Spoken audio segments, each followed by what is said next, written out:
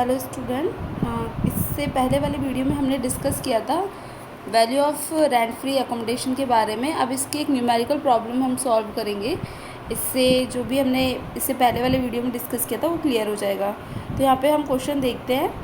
श्री अशोक ने गत वर्ष 2018-19 के लिए अपने पारिश्रमिक के संबंध में निम्न विवरण प्रस्तुत किए।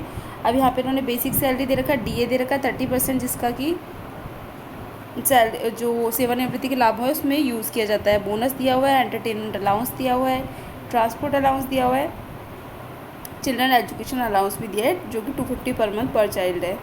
ठीक है, अब हम यहाँ देखते हैं कि उसे जयपुर जनसंख्या 15 लाख जहाँ पर है में एक मुफ्त रहने का मकान दिया गया। जनसंख्या यहाँ 15 लाख है, तो उसको गत वर्ष 2018-19 में 9 माह के लिए दिए। फर्नीचर की लागत कितनी है? 80,000। यहाँ पे देखना है कि ये 9 मंथ्स की बात कर रहा है। फिर आगे आता है कि फर्नीचर की लागत 80,000 है, जो कि तथा उसको 10 माह के लिए रेफ्रिजरेटर, टेलीविज़न तथा एयर कंडीशनर का किराया 600 रुपये प्रति माह जो है, जो कि नियोक्ता द्वारा चुकाया जाता है। अब यहाँ देखते हैं कि फर्नीचर का अप्लिखित मूल्य 40,000 है, इससे हमें कोई मतलब नहीं है। मुफ्त रहने के लिए दिए गए मकान आवास के मूल्य की गणना कीजिए यदि ऐसा आवास। फर्स्ट पॉइंट है, इसमें 4 पॉइंट्स है, 4 पॉइंट्स के अंदर अलग अलग बताना है। तो फर्स्ट पॉइंट है, उसमें बताया गया है सरकार द्वारा दिया जाए ऐसा आवास तथा सरकारी नियमों के अनुसार आवास की सुविधा का मूल्य 600 रुपये प्रति माह है। अब हम यहाँ देखते हैं आंसर हमारा। Value of rent free accommodation first condition है provided by the government to its employ. तो फर्स्ट है वैल्यू फॉर अनफर्निश्ड अकोमोडेशन कितनी हो गई? 600 रुपये पूरे 12 महीने के लिए। तो 600 × 12 हो गए 7200 रुपये, 7,200 रुपये यहाँ पर आ गए।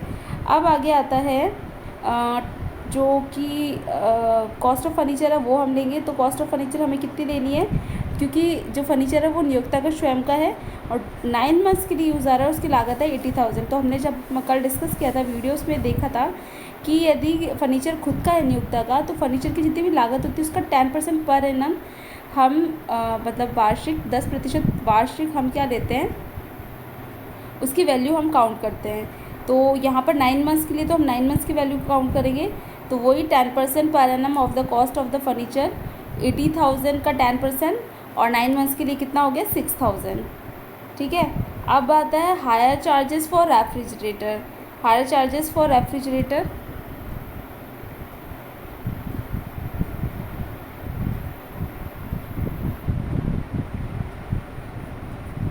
तो 10 माह के लिए रेफ्रिजरेटर, टेलीविज़न दिया गया है और एयर कंडीशनर का किराया 600 रुपये प्रति माह दिया गया है 10 माह के लिए।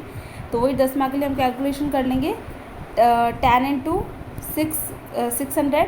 तो यहाँ पर आ गया ये 6,000, यहाँ पर आ गया ये 6,000। ठीक है, तो टोटल जो वैल्यू है वो कितनी आ गई? 19,200 रुपये ये रही, जो कि 19,200 रुपये यहाँ पर आ गई value of rent free accommodation की।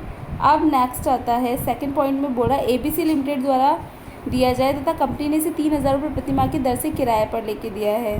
फर्स्ट वाली कंडीशन में यहाँ नहीं बोला गया तो ये माना जाएगा कि आवास की सुविधा का मूल्य इसने दे दिया है, तो उसके अनुसार हम कैलकुलेशन कर लेंगे। अब ये ABC लिमिटेड यानी निजी क्षेत्र के कर्मचारी के लिए आ गया। तो यहाँ पर इसने खुद ने किराए पर लेकर दिया है, तो वहाँ पे हमने 2 कंडीशन देखी थी कि यदि मकान नियोक्ता का स्वयं का हो तो, और तब तो हमें जनसंख्या के आधार पर उसकी वैल्यू निकालनी है। लेकिन यहाँ पर उसने किराए पर लेकर खुद ने दिया है 3,000 रुपये प्रति माह की दर से। तो हम यहाँ पर देखते हैं, सबसे पहले हमें क्या होता है जब उसने किराए पर लेके दिया है तो क्या होता है, वहाँ पर हमें जनसंख्या नहीं देखनी होती कि जनसंख्या कितनी है, हमें सैलरी का 15% हमें लेना होता है। सैलरी का 15% लेना होता है। हालांकि यहाँ पर मैंने ये लिखा हुआ है 15 लाख की जनसंख्या होने पर, तो ये लिखने की कोई ज़रूरत नहीं है। यहाँ पर 15 लाख की जनसंख्या होने पर यह सिंपली, क्योंकि ये किराए से लेके दिया है उन्होंने, किराए से लेके दिया है उन्होंने ये लाइन हम कट कर देंगे यहाँ पर। तो यह किराए से लेके दिया है, इसलिए हम सैलरी का सिंपली 15% लेंगे। अगर वो खुद का होता तो 15 लाख की जनसंख्या की कंडीशन में हम सैलरी का 10% लेते हैं। और 15 to 25 तक जो 25 जो हमने लास्ट जो टॉपिक डिस्कस किया था उसके अंदर हमने देखा था कि जो 10 to 25 होता है तब हम सैलरी का लेते हैं 10%। और 25 से अधिक अगर होता है तो हम लेते हैं सैलरी का 15%। तो ये लाइन सॉरी गलत लिखी हुई है यहाँ पर। अब नेक्स्ट हमें देखेंगे किराए पे जब हमने लिया है इसको, तो सैलरी का हम यहाँ पर लेते हैं 15%। सीधा हमने लिया तो सैलरी में क्या क्या जितने भी मौद्रिक अनुलाभ जो भी अलाउंसेज है और बोनस है, डीए है, अगर सेवानिवृत्ति के लाभों में शामिल है जितना भी पार्ट, वो हम यहाँ पर लेंगे। तो हम यहाँ पर देखते हैं कि सैलरी के अंदर क्या क्या इंक्लूड हो जाएगा। वही बेसिक सैलरी जो कि ऊपर दी हुई है हमें क्वेश्चन के अंदर।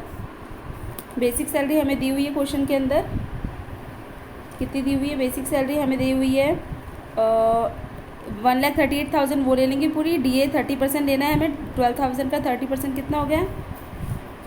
3,600 रुपये। यहाँ पर आ गया 3,600। अब नेक्स्ट हम देखते हैं बोनस हम लेंगे 6,000, एंटरटेनमेंट अलाउंस हम लेंगे 3,000, ट्रांसपोर्ट अलाउंस ये भी पूरा टैक्सेबल होता है तो 31,200 हमने लिए। चिल्ड्रन एजुकेशन अलाउंस के बारे में देखते हैं कि 250 पर मंथ पर चाइल्ड के लिए दिया हुआ है। तो हम देखते हैं कितना अमाउंट हमें यहाँ पर लेना है, क्योंकि 100 रुपये पर मंथ पर चाइल्ड और अधिकतम 2 चाइल्ड तक वो क्या होता है, टैक्स फ्री होता है। तो हम वो जो टैक्स फ्री अमाउंट है वो हम लेस कर देंगे। तो 250 into 12 into 2 minus 100 into 2 into 12 किया तो 3,600 रुपये बच गया। यहाँ पर वही जो बताया गया ट्रांसपोर्ट अलाउंस ले लिया हमने, इसके अलावा एंटरटेनमेंट अलाउंस, ये सारे अमाउंट हमने ऐड कर दिए तो वैल्यू आ गई वेतन की 1,85,400। तो वैल्यू ऑफ अनफर्निश्ड अकोमोडेशन के मकान किराए पर लिया गया है तो इसलिए हम क्या लिख देंगे 15% ऑफ सैलरी। तो 1,85,400 का 15% हो गया है 27,810। और एक्चुअल रेंट पेएबल जो कि 3,000 रुपये किराए पर लेके एम्प्लॉयर ने दिया है, तो विच एवर इज़ लेस क्या हो जाएगा, जो भी अकोमोडेशन की वैल्यू है वो हो जाएगी। तो 27,820। बाकी जो फर्नीचर की हमने कैलकुलेशन की है, फर्नीचर की सुविधा की, वो पहले की तरह ही हम करेंगे तो 12,000 रुपये यहाँ पर हो गए। तो टोटल जो है 27,810 प्लस 12,000 39,810 हो गया। नेक्स्ट है if provided by semi government institution. Semi government institution द्वारा अगर दिया जाए, क्वेश्चन में देखते हैं हम यहाँ पर अर्ध सरकारी संस्था द्वारा दिया जा रहा है और यहाँ पर बोला है कि नियोक्ता मकान का स्वामी स्वयं ही है। जो फर्स्ट वाले क्वेश्चन में बोला था कि किराए पर लेके देता, इसलिए हमने सैलरी का 15% लिया था। यहाँ पर बोल रहा है कि नियोक्ता मकान का स्वामी स्वयं ही है और जो जयपुर की जो जनसंख्या है वो कितनी है, 15 लाख बताइए इसने यहाँ पर। तो अब हम देखते हैं स्वामी वो अगर स्वयं ही है तो क्या करना है, तो वैल्यू हमको निकालनी है सैलरी का 15%, सॉरी सैलरी का 10%, क्योंकि 15 लाख से 25 लाख तक अगर जनसंख्या है तो हमें लेना है सैलरी का 15%, सॉरी सैलरी का 10%। 15 से हम 25 लाख अलग अलग वैल्यू है। अगर 10 लाख से कम है तो 7.5% लेंगे और 10 लाख से और 25 लाख के बीच में है तो 10% और 25 लाख से अधिक होने की दशा में हम सैलरी का 15% लेंगे। तो 10 to 25 लाख के बारे में अगर बात हो रही है तो यहाँ पर हम लेंगे सैलरी का 10%, क्योंकि 10 to 25 वाले कॉलम में आ गई है तो यहाँ पर 15 लाख की है जनसंख्या। तो 10% ऑफ सैलरी 1,85,400 का 10% 18,540 हो गया। फर्स्ट पॉइंट में देखिए। नेक्स्ट है परक्यूसाइट वैल्यू ऑफ फर्नीचर, वही सेम 12,000 हो जाएगी। तो टोटल हो गया 30,540 हो गई वैल्यू ऑफ फर्निश्ड अकोमोडेशन की। और नेक्स्ट सेम यहाँ पर दिया हुआ है डी पॉइंट हम यहाँ पर देखते हैं। सरकार द्वारा दिया जाएगा, लेकिन वे जयपुर में राजस्थान राज्य पथ परिवहन निगम में प्रतिनियुक्ति पर है। डेपुटेशन पे वो राजस्थान राज्य पथ परिवहन निगम में कार्य कर रहे हैं और सरकारी नियमों के अनुसार आवास की सुविधा का मूल्य 600 रुपये। अगर वो आरटीडीसी में कार्य कर रहे हैं, आरएसआरटीसी में कार्य कर रहे हैं अगर वो, तो उनकी जो अगर वो डेपुटेशन पे कोई भी कर्मचारी कार्य करता है तो जो उनकी सुविधा का मूल्यांकन होगा वो उसी प्रकार से होगा जैसे कि जो प्रतिनियुक्ति का जो स्थान होता है वहाँ पर किस प्रकार से सुविधा का मूल्यांकन होता है उसी तरीके से मूल्यांकन करेगा। तो यहाँ पर वो सरकारी कर्मचारी है लेकिन डेपुटेशन पे वो आरएसआरटीसी में कार्य कर रहा है तो निजी क्षेत्र के कर्मचारी की तरह उसका मूल्यांकन होगा। तो जो सी पॉइंट के अंदर जो हमने कैलकुलेशन की है, क्योंकि यहाँ पर ये भी बोला है कि जो आवास की सुविधा है वो अच्छा 600 रुपये प्रति माह की दर से है, तो जस्ट ये हम आते हैं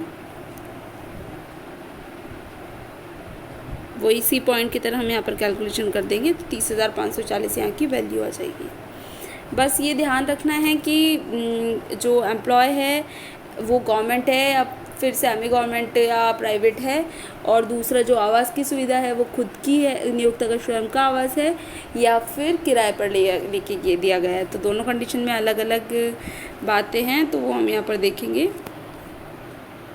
इसी तरह से value of rent free accommodation की हम वैल्यूएशन करेंगे।